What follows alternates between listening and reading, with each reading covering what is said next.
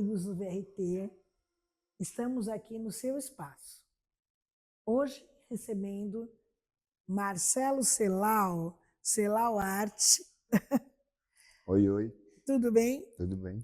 Celal é um artista plástico, contemporâneo, de pop art, autodidata e que desenvolveu uma questão muito importante, uma personalidade nas suas pinturas, que foi uma personalidade usando o colorido da sua origem de Ipiaú, na Bahia, onde é uma cidade linda, totalmente coloridinha, né?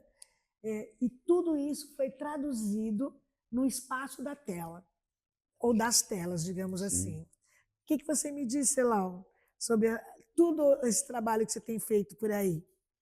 Primeiramente, obrigado pelo convite. Boa tarde, boa noite. Não sei que horário vai passar. Então, acho que como é que se diz? É um desígnio, né? Uma missão de Deus. Porque eu pintei há muitos anos atrás, durante um ano, na época do Orkut, e não tinha essa facilidade como hoje de divulgar, né? Você acabou um quadro de aposta e fiquei 10 anos sem pintar. Depois, há 11 anos atrás, voltei a pintar camisetas. Aí fui para Salvador, fiz uma exposição. E aí eu falei, isso lá em Piauí, minha amada cidade, 50 mil habitantes. Mas comecei a fazer sucesso nas redes sociais e falei, está na hora de ganhar o mundo de novo, porque eu já morei em vários locais do Brasil e até fora do país. E aí eu falei, Rio de Janeiro, São Paulo, Rio, eu tenho parentes, minha mãe é carioca. Falei, vou para São Paulo, porque onde está o mercado de arte, né? Onde está as maiores galerias e mais importantes do Brasil. Cheguei aqui com 3 telas, sem conhecer ninguém. Para resumir, com um mês já estava expondo nos jardins com os grandes artistas aqui do Brasil e de São Paulo. Então, assim, foi meio que meteórica a minha carreira, mas até hoje estamos aí na luta da arte, porque a arte é difícil de viver. Viver de arte é uma arte, mas eu não tenho o que reclamar, não. Graças a Deus, todos os trabalhos vendidos. Só estou agora com esse trabalho aqui, a Ferrari, que ainda está... Daí no vídeo não vai dar para ver, mas falta um detalhezinho de nada para dar um... É o perfeccionismo, não é? Perfeccionismo e acabamento final, então só tem essa tela disponível. Muitas vezes as pessoas acham que o artista vamos dizer, espontâneo, que a arte é uma coisa sem um método e sem um empenho. E eu observo que mesmo quando você faz, o Celal está hoje todo vestido com objetos pintados com a arte dele. Então, o blazer, a calça, o tênis, o boné, em termos de uma técnica que ele desenvolveu das pinceladas, as multipinceladas. Mesmo nessa técnica, Celal, você precisa ter um rigor em relação às cores e ao acabamento, não? Sim, com certeza. A maioria dos meus trabalhos demoram 90 horas, 100 horas, né? Nossa. E todo artista precisa de produção. Uma amiga, uma empresária de artista, nunca me esqueço, os primeiros meses que eu estava em São Paulo, ela queria ser minha empresária e ela falou, Celal, o artista pode ser o melhor artista do mundo, mas ele está começando, que era o meu caso, eu tinha meses aqui em São Paulo. Sim. Se não tiver produção, não vai para frente. A não ser que seja um artista super consagrado, que ele vende um quadro por ano e dá para ele sobreviver durante o ano inteiro. Você fala em termos de fazer muito. Isso, produção de obras. Produção de obras. E eu amo abstratos, que na realidade eu estou todo abstraído aqui. Abstraído. Ou absorvido na arte, né? E aqui são várias pinceladas pequenas, então assim, eu tenho telas, quer dizer, eu tinha telas abstratas também, que eu amo abstrato, apesar que tem algumas pessoas que não consideram abstrato arte e acham que é só jogar tinta lá, mas então, não é assim, não é assim, não é só assim. O que me agrada muito no seu trabalho, de verdade, é, sobretudo, essa composição das cores.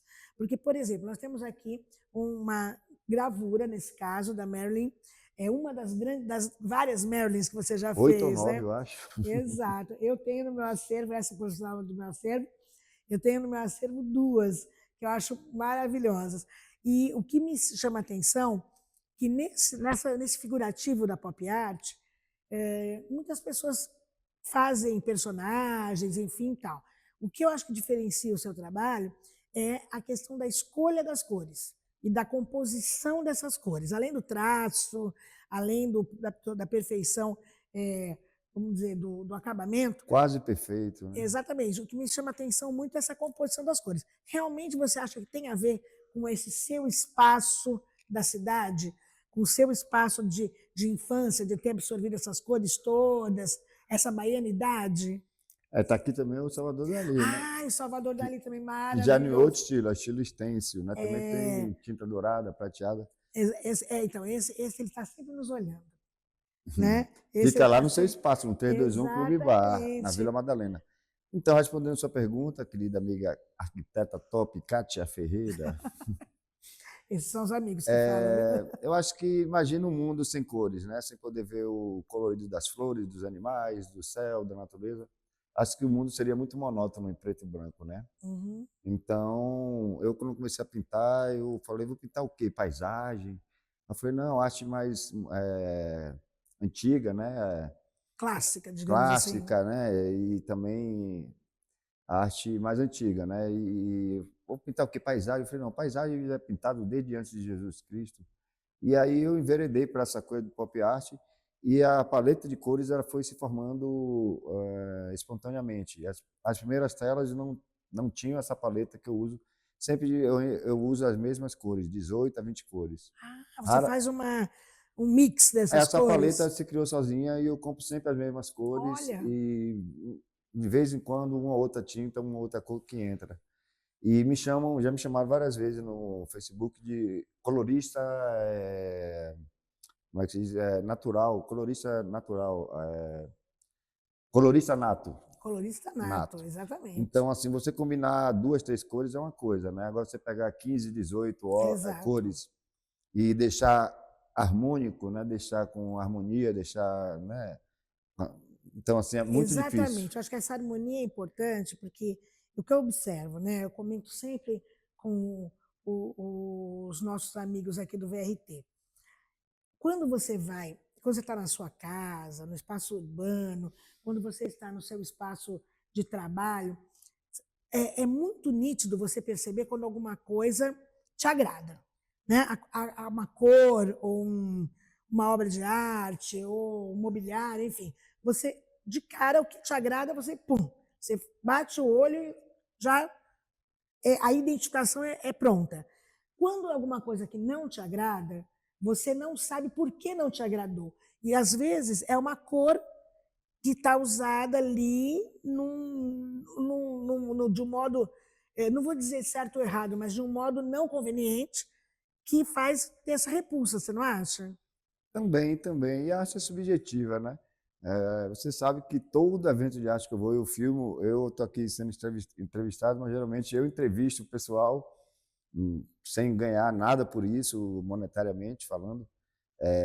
Quando eu voltei de Paris, antes de ir para Paris, eu tirava foto. Depois fui lá para o Carrossel do Louvre, comecei a filmar em Paris. Quando eu voltei, o pessoal falou, sei lá, eu continuo filmando porque a gente gosta dos seus vídeos. Então, Aí no você vai meu, me contar mais detalhadamente essa sua experiência no carrossel. foi muito legal.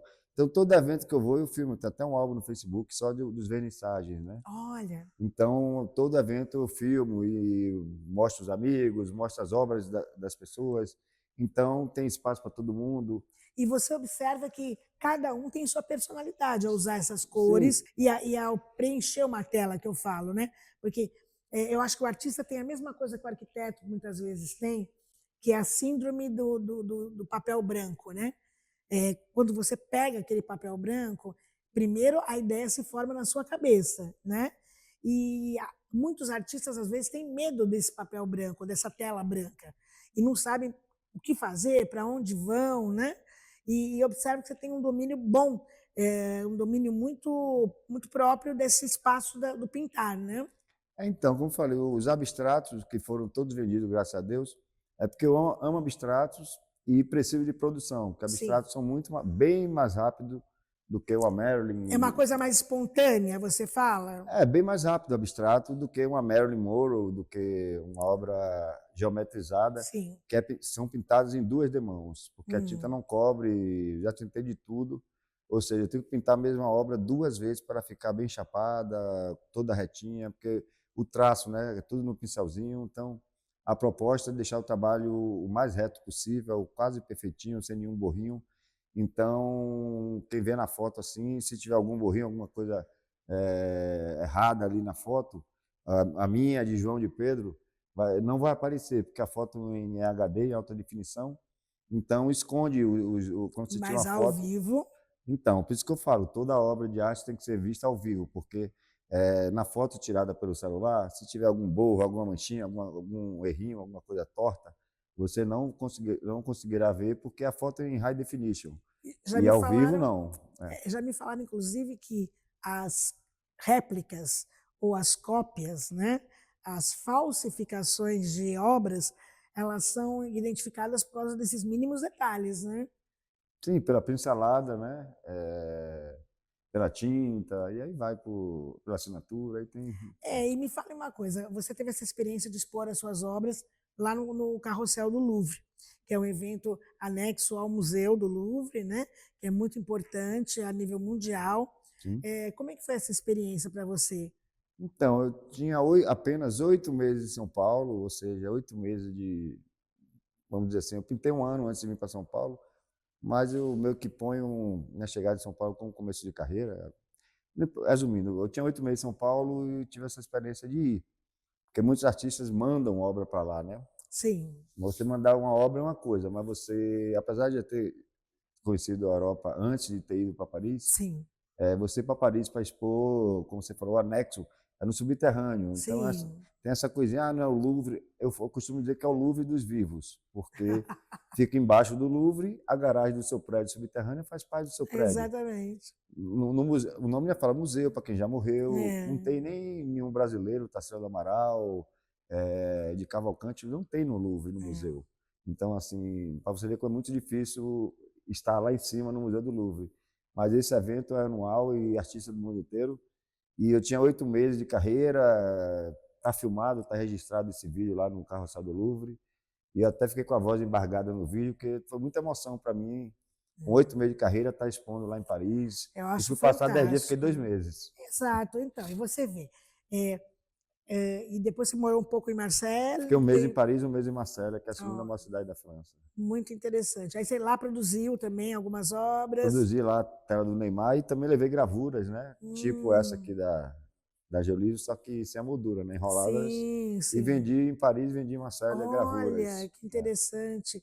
Então, lá os franceses foram premiados e puderam colocar um pouco da obra de Celau no espaço deles, né? Eu acho muito interessante. Em obras não. Eu comentava com uma amiga agora há pouco, ainda há pouco, sobre o que é um espaço sem uma obra de arte, né? E eu digo que cada um, né, cada uma das pessoas, às vezes pensa um pouco assim, ai, talvez adquirir uma obra seja uma coisa muito cara, muito. Não é tanto, gente. Vamos desmistificar um pouco isso. Eu acho que o celular é prova viva, né? De que você tem uma arte muito valorizada hoje pelas galerias e tudo, mas você também pode ter uma peça, por exemplo, do vestuário, assinada, né? Por você, Né? que já é uma obra muito mais econômica, não é? Eu nunca me esqueço, eu ainda morava na Bahia, um amigo virtual botou, obra de arte é cara. Eu falei, amigo, aí respondi para ele no Facebook, eu falei, amigo, você tem um Fusquinha e você tem uma Ferrari. É. Você tem uma obra de um artista de rua que, vamos dizer assim, às vezes tem muitos artistas de rua que são Ótimo, né? ótimos, que não Não sei, reconhecidos não às vezes. reconhecidos, não tem espaço em galeria, não sei por diversos Exatamente. motivos, mas ao mesmo tempo você tem um quadro de R$ 500 que você pode comprar na rua, ao mesmo tempo você pode comprar um quadro de 300 milhões de dólares, de um Basquiat, de um Picasso, de um Exato. Van Gogh. Então tem para todos os Tem bolsos, para né? todos os bolsos. E existem várias feiras de arte, você já participou de várias, né? Sim, Feiras, exposições, enfim. E eu vejo que você também trabalha muito sob demanda, sob encomenda, não é?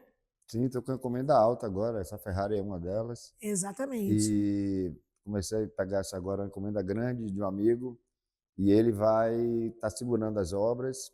Vão ser 10 carros, está aqui a Ferrari, e mais algumas obras de animais e tal. Então, assim, ele vai estar segurando lá para março, acredito eu, que estaremos fazendo minha primeira exposição individual em São Paulo, porque eu nunca Hum. tive essa chance de de juntar telas, que para fazer o individual tem que ter 10, 12, 15 telas. Nós fizemos uma lá no espaço do 321, Espaço Cultural, lá na Vila Madalena. Nós Sim, fizemos sim. um petit, É, um um aperitivo. aperitivo, É uma mini exposição é uma sala no expositiva. seu acervo. É, você vê, olha, que eu sou fãzinha, né? Umas 5 ou 6 obras lá no 321 Clube Bar, né? É, Mas agora vão ser obras inéditas e estão sim. mostrando em primeira mão aqui essa Ferrari Portofino conversível, mas agora não vou postar mais nada nas redes sociais, porque no dia da exposição Da só exposição perde a pode. graça. É, Então, eu, estou eu, eu fui, trabalhando eu fui a em uma sigilo. exposição coletiva que você participou que me impressionou muito. Uma figura da Audrey Hepburn. Uma bonequinha de Era um luxo. quadro muito grande com essa foto da bonequinha de luxo, mas ele com essa intensidade das cores, realmente me chamou muita atenção, porque o meu olhar de arquiteta é um pouco diferente do olhar do leigo, vamos dizer assim. A gente tem uma questão crítica, mas a gente tem uma questão que é o se emocionar com a obra, né? Eu acho que essa coisa, eu gosto muito do colorido. Então, tanto que hoje eu estou colorida aqui para te receber, não é verdade? Então, e essa questão do colorido te emocionar, né? Como você vê a questão das obras nos espaços arquitetônicos, residenciais, comerciais? Te agrada a maneira que as pessoas têm exposto ou têm se apropriado da arte nesses espaços? Eu te falei antes aqui de começar a gravação que um artista falou: paredes sem telas é igual sorriso sem dente. Ou seja, algumas pessoas compram mesas caríssimas, sofá caríssimos, né, e mobília a casa inteira, mas na hora de comprar umas telas para pôr nas paredes, às vezes não tem gente que nem tela tem na parede, outros compram as gravuras baratinhas para só dar um tchan tchan tchan. E aqueles que têm condições, como falei, tem preço para tudo, né? Mas uma casa sem telas, sem colorido, sem telas, não importa se é preto e branco, não, mas sem vida, sem tela nas paredes, a casa fica meio estranha, todo com paredes brancas. A partir do momento que você põe principalmente telas coloridas, Sim. põe umas 4, 5, 6 telas no seu apartamento, na sua casa, dá uma alegria ao ambiente, dá uma vida. No meu apartamento lá na Bahia, às vezes estava com 5 telas no meu quarto, todas penduradas. Daqui a pouco eu vendia tudo, minhas paredes voltavam a ficar brancas. Eu sentia aquela energia cair no meu quarto, Sim, porque muda, realmente não é papo de artista para vender. Realmente muda a energia do local, tudo branco, ou então tendo as cores, né? exato. E eu vejo também uma tendência da arquitetura hoje em dia, da arquitetura contemporânea, já passou, já teve esse período na arquitetura moderna, mas agora na arquitetura contemporânea que nós estamos vivenciando, que é o branco no branco, eu falo 50 tons de branco, sabe? Aquela coisa assim. Então, eu penso que, de certa forma, cada um de vocês pode falar melhor e da experiência e sentir aí no seu ambiente. Eu percebo que fica muito uma coisa parecendo um hospital, né? Tudo muito frio, tudo muito igual. Você acha que a personalidade que você imprime no ambiente passa por essa questão da escolha de uma tela também? Sim, e cada um tem sua opinião, né? Cada um tem seu gosto.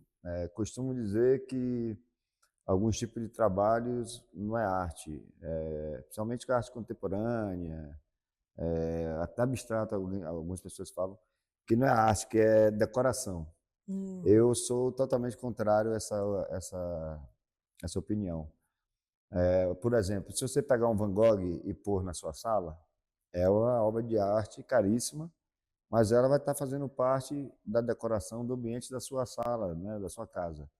O Van Gogh no museu é apenas uma obra de arte e não está decorando o museu. é, Então, está sendo admirada só, né? você falar que o artista que pinta abstrato ou qualquer outro tipo de arte, colagem, não sei o quê, isso não é arte, isso é decoração, decorativo. Eu acho que todos trabalham juntos, todos nós trabalhamos juntos, né? É, Engenheiros, arquitetos, engenheiros não, arquitetos, decoradores, Decoradores. design de interiores, né? O E os artistas impacto, plásticos, né? eu costumo dizer o seguinte, que esse impacto realmente da obra na pessoa é totalmente diferente, concordo com você. Quando ela está no museu, que aí ela já está carregada da história, de como aquele artista foi inovador ou não, né? De como ele retratou o tempo dele, enfim, tudo isso. E quando ela passa para a sua casa, para o seu espaço, ela adquire a sua ótica em relação àquela obra, né? Sim, Então é muito e interessante. faz parte do contexto da casa, né? Aconteceu comigo uma ocasião, foi muito interessante, que eu estava passando por uma feira popular de quadros, lá na Praça da República, aqui em São Paulo. Então, eu estava passando pela Praça da República e eu vi um quadro. O quadro era uma cena de deserto, que depois eu fiquei sabendo do artista que estava lá vendendo o quadro, que não era o deserto, era um sertão, era É, quase um deserto. quase um deserto. Mas não era, eu imaginava que era uma cena do Saara, e não era. Era uma cena do interior do Um Ceará. artista nordestino, com certeza, né? Exatamente. E aí, o que me chamou a atenção naquela obra? A cena em si, que era como se fossem pessoas andando, fugindo, retirantes, fugindo daquela seca, mas mais que tudo, ele usou cores, que eram as cores que ele via lá, que eram cores todas muito iguais, mas uma paleta, né, como você falou, uma paleta de cores do que identificava. E uma única pessoa estava com um manto azul. Uma única pessoa. Entendeu? Então, isso me chamou muita atenção. Anos depois, eu fui descobrir que esse artista virou muito renomado, enfim, Nossa, que legal. a obra dele foi muito reconhecida, enfim, e por essa identidade, que ele pintava o que ele realmente As origens sentia, dele, as né? origens dele. E no sertão realmente não tem tantas cores, né? Tem alguns tons de marrom, de amarelinho Exato. do solo, um pouco dos cactos O verdes céu e o azul, céu azul. Não tem muitas cores no sertão, diferentemente da minha terra, que é Mata Atlântica, então, assim, exato. tem diversas cores. Me chamou muita atenção quando você me mostrou uma vez o centro de Piauí com todas as casinhas coloridas. Eu falei, é por isso. Agora entendi a ótica em relação As à cores, identificação das cores. Talvez esteja no seu subconsciente. provavelmente, porque, como eu falei, eu não vou pintar arte moderna, arte clássica, que, sabe, primeiro que eu sou autodidata, né? Então não tenho esse estudo tudo de arte clássica, de arte, como é que se diz? Erudita, É, clássica, é, de faculdade, né? De universidade. acadêmica, né? Acadêmico, isso, estava Acadêmica, faltando essa palavra. exato. E então aí deve estar no subconsciente mesmo, porque eu não sei explicar 100% o motivo, porque as cores. É porque eu amo cores, né? Então, Sim. assim, mas está lá no subconsciente, porque eu decidi pintar com muitas cores, não tenho muita explicação para isso. Onde eu observo também que é muito interessante é essa questão de você colocar o artista de um modo geral, né, mas sobretudo você colocar a tua arte em função de ensinar também um pouco. Eu já vi alguns workshops que você fez com crianças, né? Sim. E eu acho que é uma coisa muito interessante essa questão de você passar para frente esse experimento também, né? É, eu vi que você recentemente fez um workshop com um menino autista, não é? Que O Joãozinho, ele é um fofinho. e outras crianças também aqui na Liberdade, não, no Bexiga, em Sim, São Paulo, sim, né? fiz Eu um. acho bastante interessante. Recebemos aqui o Marcelo Celal Arte. Você vai nos avisar todas as vezes que você tiver workshops e suas exposições, ok? Ok. Muito obrigado pelo convite, querida Kátia Ferreira. E quem puder, quem quiser me seguir nas redes sociais, é CELAU, que é meu apelido de infância. Sou Marcelo de nascimento, mais de arte, que Deus me deu essa missão aí de colorir um pouquinho a casa e as empresas, a vida das pessoas. CELAU na rede do Instagram. E meu lema é Beijo colorido no coração. Obrigado, Catinha. Eu tenho essa intimidade, que é uma grande amiga. Obrigado, Catinha Ferreira. Obrigado e beijos coloridos. Encerramos com beijos coloridos de Celal. Você pode nos assistir todas as terças-feiras às 9 da noite, com conteúdos sobre arquitetura, design, tecnologia e sustentabilidade.